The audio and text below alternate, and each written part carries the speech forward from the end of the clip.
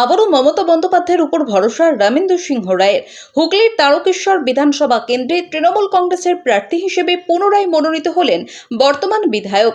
Ticket পাওয়ার খবর আসতেই উচ্ছ্বাসে ভাসলেন কর্মীরা। টিকিট পাওয়ার পর আজ সকালেই তারকেশ্বরের ঐতিহাসিক শিব মন্দিরে পুজো দিতে পৌঁছে যান রামেন্দ্র সিংহ রায়।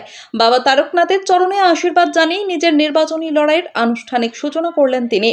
মমতা বন্দ্যোপাধ্যায় এবং অভিষেক বন্দ্যোপাধ্যায়ের প্রতি কৃতজ্ঞতা প্রকাশ করে তিনি বলেন, দলের এই বিশ্বাস তিনি মর্যাদা রাখবেন। উন্নয়নের নিরিখেই মানুষ তাকে আবারও আশীর্বাদ করবেন বলে তিনি আশাবাদী। তারকেশ্বরের ঘরের ছেলে হিসেবে তিনি আবারও মানুষের সেবায় নিজেকে নিয়োজিত রাখতে চান। এখন দেখার তারকেশ্বরের এই লড়াইয়ে শেষ হাসি কে হাসেন। তারকেশ্বর থেকে রিয়া সিংহ রায়ের রিপোর্ট, ক্রাইম প্রেস বেঙ্গল।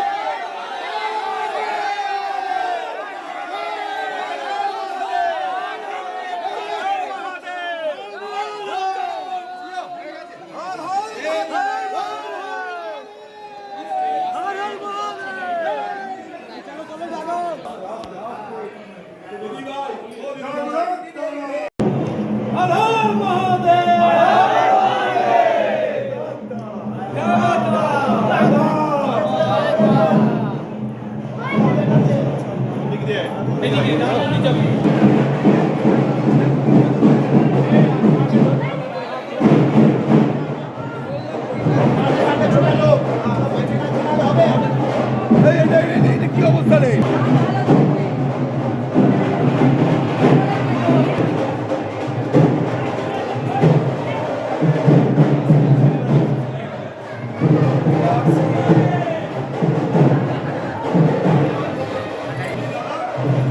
লোকসভার সময় কোথায় ছিল? মাঠে ঘাটে শেয়াল পুকুরের মাঝে পড়ে রয়েছে রাত্রে।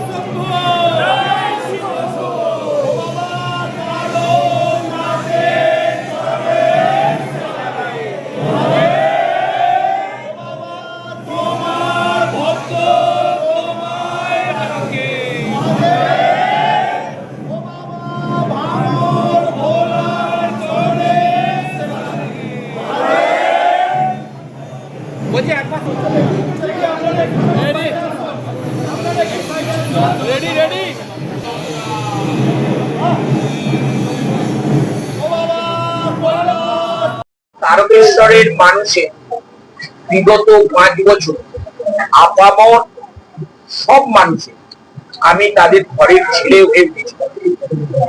এই সংবাদ আমার দলের সর্বোচ্চ নেত্রী, আমার দিদি, বাংলার মা মমতা বন্দ্যোপাধ্যায়ের কাছে এবং আমাদের সেনাপতি, আমাদের দলের সর্বভারতীয় সাধারণ সম্পাদক অভিষেক বন্দ্যোপাধ্যায়ের কাছে এবং রাজ্য সভাপতি সুব্রত বক্সী মহাশয়ের কাছে।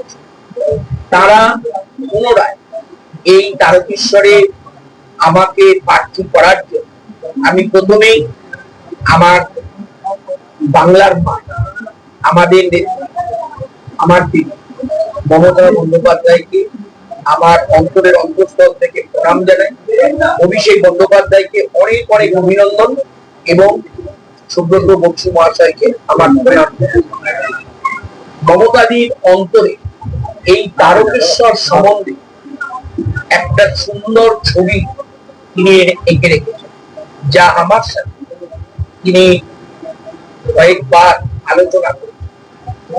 তিনি আগামী দিনে এই তারকেশ্বর পশ্চিম বাংলার মানচিত্রে এবং ভারতবর্ষের মানচিত্রে এমন একটা জায়গায় নিয়ে যাবেন যা সকলের হৃদয়ে গেঁথে থাকে। সেই প্রচেষ্টা শুরু হয়ে গেছে, তার কর্মকাণ্ড শুরু হয়ে গেছে। বাকিগুলো যখন বাস্তবে রূপ পাবে, এ তারকেশ্বর বাংলা এবং ভারতবর্ষের গর্ব।